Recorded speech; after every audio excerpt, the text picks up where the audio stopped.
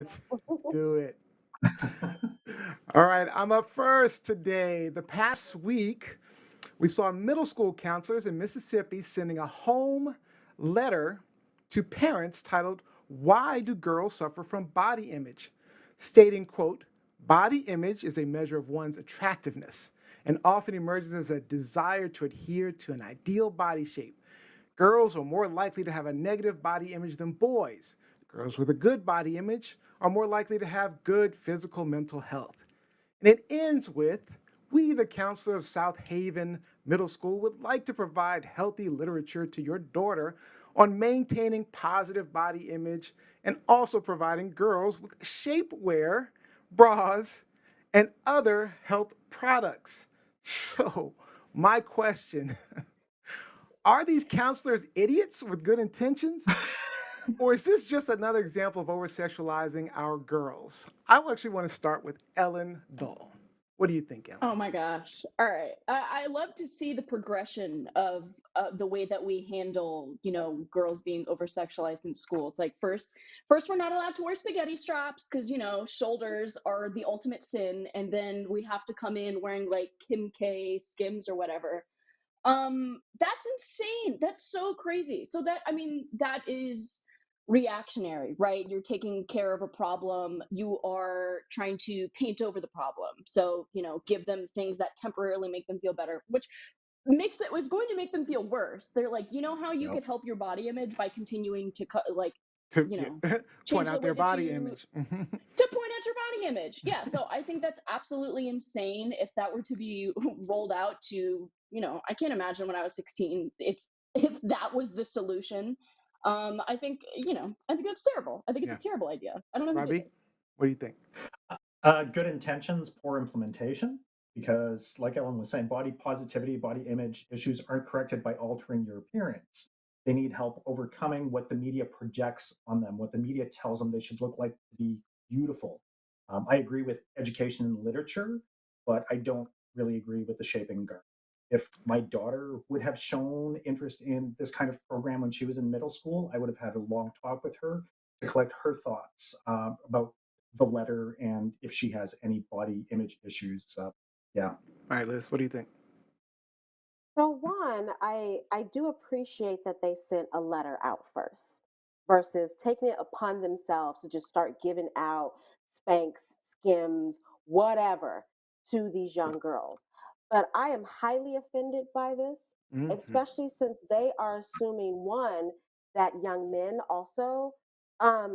young men don't also have body image issues, Hmm. but Hmm. also that the body image issue deals with being overweight, deals with slimming down, deals with needing a waist trainer and things like that. Listen, growing up, I was the skinny girl with big boobs. My legs were sticks, were toothpicks. And people used to talk to me about being skinny, being olive oil, the black olive oil with boobs. So none of this body shaping shit, shapewear would have done anything for it would have fallen off of me. Yep. So yes, I All right. too had body image issues, but they weren't being addressed. Yep. All right. So Let's Yeah. get to this these is comments not the real way to quick. go. Jacqueline Robinson says there's a reason that Mississippi is near the bottom of virtually everything, including education. Jose says, Everything. "Thanks for kids. What are we teaching these poor So kids?"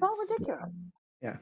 And my quick comments. I think I'll talk about this more in the after show, but I think it's absolutely ridiculous that Yeah. we're trying to solve a problem by trying to fix the problem. The problem just needs to be addressed with society, not with the individuals.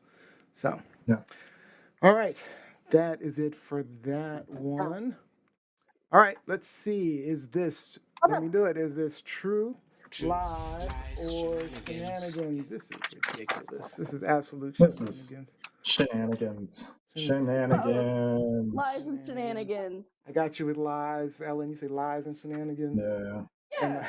My Lizzie, point is Lizzie's saying the bullshit. idea is bullshit. The idea is bullshit. Yeah, they The made a idea mistake is here. They bullshit. definitely made a mistake here. But again, like I said, Mhm. thankfully they sent a letter first. They sent the Yeah. letter first. I'm glad that I agree with you on that. The best to send the letter first and ask. Of course, they had sizes, requesting sizes, thanks and everything on it. Anyway, all right, let's move on. All right, Ellen, you want to talk about Joe Rogan's antics? Tell us about it. Yes. Joe Rogan, the most phallic-looking person. Phallic. His podcast has been the most popular podcast For for those of many, y'all many who don't years know what now. phallic means, she's saying he looks like a penis. He looks like a Yes, he does. penis. Look at that dome. Come on now. He's had a range of guests from Elon Musk, who smoked weed on his podcast, to Alex Jones, who said that Sandy Hook was a hoax on his podcast. But in the last couple of years, he's used his platform to criticize the vaccine and the general public's response to COVID, which he thinks is overblown. He's given a platform to a slew of COVID deniers and anti-vaxxers, two of his most recent guests comparing the pandemic to the Holocaust. And a couple of days ago, he had an argument with a guest on his podcast about the risks of the vaccine. And when he was proven wrong by research, they pulled up on the show. He questioned the credibility of the source. Given that Joe Rogan pulls in 11 million viewers an episode, 270 medical professionals published a letter on Monday urging Spotify, the platform that hosts his show, to stop enabling its hosted media to encourage distrust in science. So my question to you is Joe Rogan a necessary independent thinker, or are his unfounded opinions harmful to the public? Busy. Do I think he's a necessary independent thinker? No. Do I think he has a right to be an independent thinker? Yes, with restrictions. Especially, in a private environment, because Spotify is a private company, so they have the right to shut him down if they want to. I do think, to the latter point of your question, I think he's dangerous. This is no different than Donald Trump and what we saw on January 6th, 2021 with the insurrection. Someone putting out a bunch of misinformation, false statements, and then their followers grasping onto that and then taking violent action. So I think he's very dangerous. All right, Robbie. Very dangerous. I think that, Rogan is an example of when censorship and fact checking needs to occur. Trump found himself canceled because of his lies, misinformation, zero ability to fact check himself. And in my opinion, if you have a platform, you owe it to your audience to be informed and to not provide harmful information.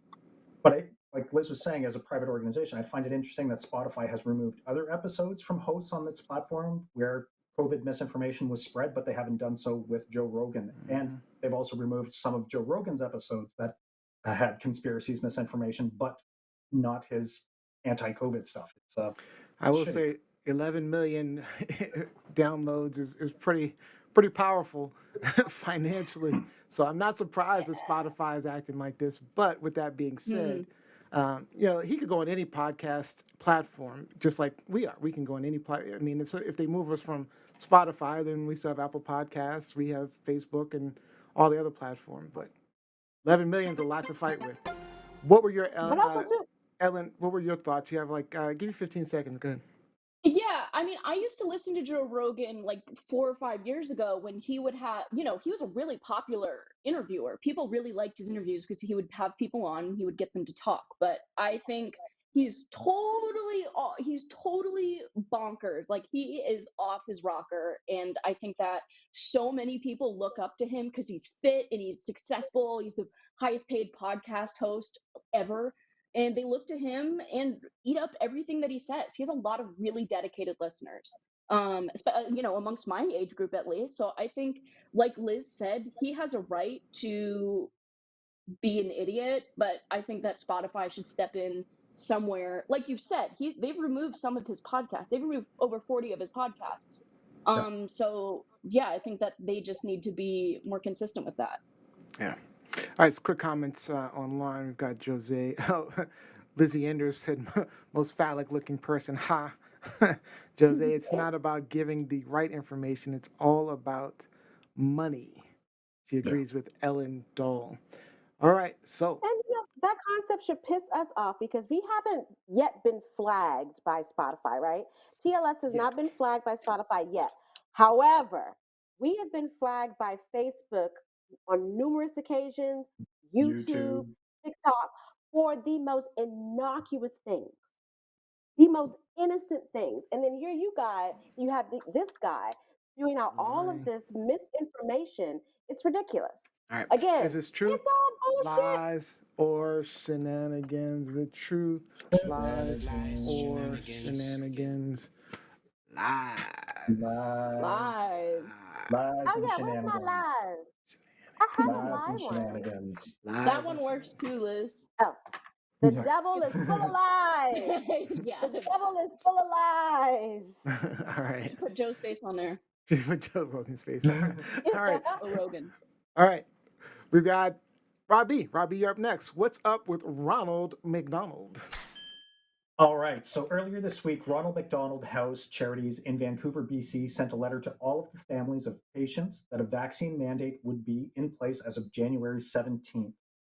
For those who don't know, Ronald McDonald House Charities gives families a place to stay together close to their sick children in hospital. So those are some really sick kids. And the vaccine mandate covers staff, volunteers, and families at Ronald McDonald House. Interestingly enough, patients and family members under the age of 5 who cannot get the vaccine are not included in this mandate. So the corporation does offer a grace period for families where if they were already at the Ronald McDonald House, they had until January 31st to get their first dose. So now the bad news is that 4-year-old leukemia patient Jack Ferguson and his family are having to move out of Vancouver's Ronald McDonald House because their parents choose to be unvaccinated due to religious beliefs. The father, Austin, from Kelowna, BC, took to Twitter when challenging the staff on the eviction notice. And in his Twitter rant, he starts the video and describes the situation while unmasked in the hospital, calling the letter an eviction notice. And during his confrontation with the video, his mask is hanging off his nose. The good news is that they have a new location. The Easter Seals house does not require the Kelowna family to be vaccinated. Do you agree with Ronald McDonald House's decision to relocate non-vaccinated families? All right, let's start with Ellen. What do you think? I think that given, given the fact that they have a grace period, I don't think that this was meant to screw people over. It's really clear that, they have to be, you can't have people who have a higher risk of getting COVID around a bunch of sick people, I think it's understandable, short and simple. All right. Liz? People are so fucking selfish. It really pisses me off. This is a charity. Ronald McDonald House does not owe you a goddamn thing. This is a charity. They're doing something on behalf of not only this man and his family, but tons of families with sick children, children who are immunocompromised, who are at risk, who are easily susceptible to infection. How dare you? Like, how dare you? How dare you? And I'm not saying, sir, that you need to necessarily go get vaccinated, but you shouldn't be bitching if they ask you to, for the sake of everyone else who is in the same situation as your child. Yeah, we How see this dare you? time and time again. It's Time and time extremely again. frustrating. Extremely frustrating. What were your thoughts, Rob? Well, Ronald McDonald House is working with each family to accommodate them and to help secure alternate accommodations. And so I really resent the way that the father took to Twitter and started this campaign. He also started a fundraiser where idiots gave them $150,000 when everything was still being taken care of. So they pocketed $150,000 from the anti-vax community. And really, my challenge is directly to the father. So if I understand correctly, Austin, you have an immunocompromised child who is receiving scientific treatment for their leukemia, but you refuse to protect them by not getting a scientific vaccine or even wearing a mask properly. You also don't feel a sense of responsibility towards the other immunocompromised children in this facility. Please make it make sense. All right. Let's get to the comments. Jose says, my parents stayed at the Ronald McDonald House in Toronto when I was 4. This story breaks my heart, no respect. And George Fournier says, good point, Liz. Jose says, louder, Robbie Rock, louder. Louder. All right, so is this truth, lies, or shenanigans? Okay. Wait. Oh, so my This shenanigans. is bullshit sign. And Yeah, And this is bullshit are on the this same selfish board. question. Shenanigans and bullshit are on the same board in the Newman household. More in the Newman I wonder why. in the Newman household.